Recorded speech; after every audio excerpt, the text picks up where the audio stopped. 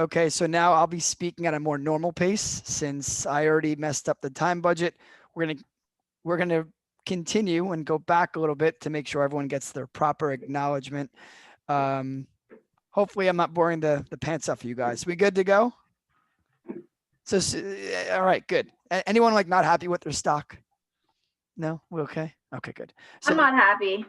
well, we're not even there yet, Susan. Although you already saw yours. Let's go to share my screen. All right, and share. So I did have Kim. We'll do a really quick recap. Um, let's go with. Can I? Here we go. So we started off with Brandy Erica and Sydney with the very high-end brand LVMH. Carissa with J&J, Deborah with Moderna, Juan Carlos with Microsoft, Kim Ewer, Zoom, Maribel Starbucks, Mimi with Berkshire Hathaway, and Peter. I'm gonna pick this back up because I really zoomed too quickly with this. And for those of you that have heard of like the Impossible Burger, this is another type of food product, much like it. Beyond Meat. It's a young company with upwards potential in an untapped market. Beyond Meat makes food products that taste like meat, but it's totally plant-based. Beyond Meat is a market disruptor using science with the intention of making a huge global impact on the way we eat and live. The stock price has doubled since March, leaving us to wonder, can it go higher? But with Peter, without a doubt in my mind, he's only just started his young career and he's on the right track. I would say Peter is definitely Beyond Meat because he's a smart guy too. With that said, I still remember bringing 2 stuffed pork chops from the Delish kitchen that he devoured in minutes. So Peter's what I consider to be a growth stock. I could say that now a bit slower and without losing my breath. um, Susan. All right. Susan, Facebook is the ultimate in community building. Facebook and Instagram, WhatsApp, and just wait for the Oculus VR technology to take off. It's ingrained in our DNA and it's what keeps us connected. People share gender reveals, accomplishments, funny videos, sad family news, clips with puppies, political rants, unfortunately, and take toxic selfies. With all that, though, we either adapt or we die. Can you hear me now, MySpace? Susan's ability to direct our ship and adapt her skill set helped our entire program deliver some of the most important content of the year to hundreds of people across the country. Maybe she didn't write the news every day, but she made sure it was on our doorstep. In a year where we stayed sequestered from our natural habitats, family and friends, the most valuable thing we did was we held on to each other virtually. Now, if only big tech could stop spying on us. Thank you very much. So we're almost to the end of the line. And I do want to do a collective team slide. And for those that are living under a rock, Tesla is a electric vehicle, but it's much bigger than that. So I'll just read it verbatim. Tesla is a story. It's almost up 800% in 2020. Let's throw everybody on mute. Thanks. That now I feel like we've officially reached official Zoom meeting status. I tell everyone to put themselves on mute. How do I go to mute? I know I have noise here. This is like the Progressive commercial. They're building next door to me, and so I have noise. How do you turn it off? If you look in the upper right-hand corner, Mim, I'm going to mute you. How about that? I got you. Tesla is a story. It's up almost 800% in 2020. It's a vision about traveling autonomously through clean air with no worries. It's exciting. They create batteries that hope they could even power homes, not just cars. The founder, Elon Musk, also leads companies such as SpaceX and SolarCity, sending rockets to space and harnessing the power of the sun. He brought us PayPal. Success in his past didn't lead to complacency for his future.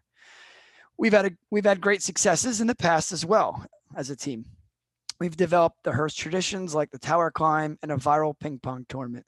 This year, we reached many members like never before, and we'll do it again next year in ways we haven't even thought of yet. We'll continue to write down our own story with members that we miss and with members we've yet to become friends with. And until we meet again, we'll deliver it all with one voice and many fingerprints. So I really think of us as a team that is progressive enough to plan for the future with things we don't even know what's happening, i.e. all of what you guys have done with social media and Instagram classes. but we also have very traditional kind of values, and that's what makes, I feel, our members um, uh, addicted to us, right? And not even us, you guys, really. There's something very open and honest about just good customer service, and that's what I think you guys have delivered. And I'm thankful for all you guys, and just delivering that basic tenant, albeit from our seats, from the computer screen, or from the group fitness floor. And then finally, just a personal thank you. Everyone's favorite holiday picture. um, in a year like no other, you all each made an impact in your own way. And through all the challenges, we're still here to smile about where we are and where we might go, with the full understanding that where we came from made us who we are and valuable because of our differences. I always say this: you guys are the exact opposite of what I am. You guys all bring together different talents that clearly I don't have, and I think Susan has something that Kim doesn't have, and Carissa has something that Mimi doesn't have, and Peter has something that Brandy doesn't have, and even Deborah and Juan Carlos. All these skills and efforts and hours placed in the office. I clearly miss you guys, and I can't say thanks enough. But on a public forum, I think everyone could stand to thank you guys for what we do. And every time when I have a member interview Monday, um, whoever it is, today Matthew Greenfield was the guy. He says that we as a staff change lives, and he really appreciates what we do. I always hear that, and I want to make sure you guys hear that as much as I hear it. And want to make sure you guys hear it from me, but from everybody else who surely feels at least the same way, if not more. So sorry that this is part 2 of the video, and it's the mushiest part of the video, but I do want to make sure you guys understand the impact you have on our members. Mimi, don't look too bored. I'm kidding. I'm kidding. I'm kidding. I want to, and I know you're on mute too. That's the best part. I just want to make sure that I'm treating this as one of our regular meetings, but you guys do deserve all the accolades that you get. And what has been a crazy year, I'm very thankful for you guys. I could take you off mute now if you want, Mim. Hold on. And how do I unmute you? I don't even know how to do it, guys. She has to do it. Mimi, you have to ask. Oh, there you go. Okay. I wasn't bored. I was listening. I was touched. Thank God that I didn't have to speak again. And here I am speaking again. That's why I would need to unmute you, Mim. You're off the cuff comments. I don't think you understand your comedic timing and your delivery.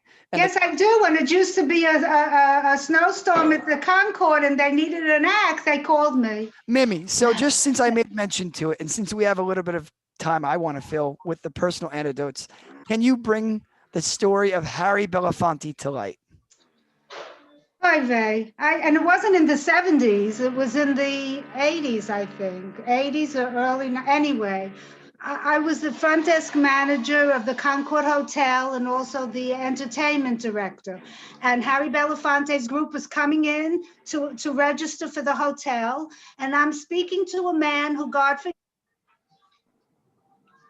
got cut off. Give me, I thought, was because that's who used to come in. The stars never came in, and he was wearing a hat, and I couldn't see him. And I was talking to him like he was a bus driver.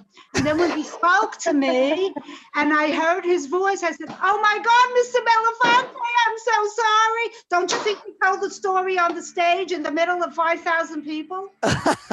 But he forgave me. In the speech, he forgave me. And listen, for those of you that don't know who Harry Belafonte is. Right, of course, you young people. For those of you who, and this is still dating me because I love Beetlejuice, the movie. Shake, shake, shakes. You know, I think that song was Harry Belafonte, right? Yes. Yeah. So just a little bit of context on who Harry Belafonte is. His daughter is Shari Belafonte, if you know who she is. She's an actress. Who is his cousin? That I don't know. Yeah, I don't know.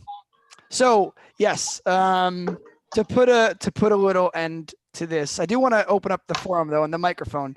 If anyone has any final comments, any direct messages to members at all, we are going to be buttoning this up and then looking forward to 2021. Oh, all of a sudden you guys get quiet. Interesting. Well, I've said my piece before. I know. Yeah, and So I just miss everyone. for sure. Well, to everybody, since I forced you back here to listen to my rant, again, thanks again for your time and your efforts. We'll be talking probably Friday in our next team meeting. So again, thank you. Hopefully you got a little bit out of this team award thing. You guys deserve all the recognition that you for all your efforts. So again, thank you. Thank you. Thanks, Nick. And for those I don't see in person or in video again, have a great end of the year and holiday. Thank you, Thank Nick. you. Thank you, everybody. Bye. All right, you guys. See everybody. Have a good one, everybody. Bye. Happy New Year. Now, if only I could figure out how to turn this thing off. Because I really can't right now. Oh, Kimbo. I What? don't know how to turn this thing off. Oh, never mind. Stop sharing. Nope, that's something else. Here we go. All right, now we're done. See you guys. Yeah. Nick, did you Yeah. want to talk about, I mean, you could stop recording.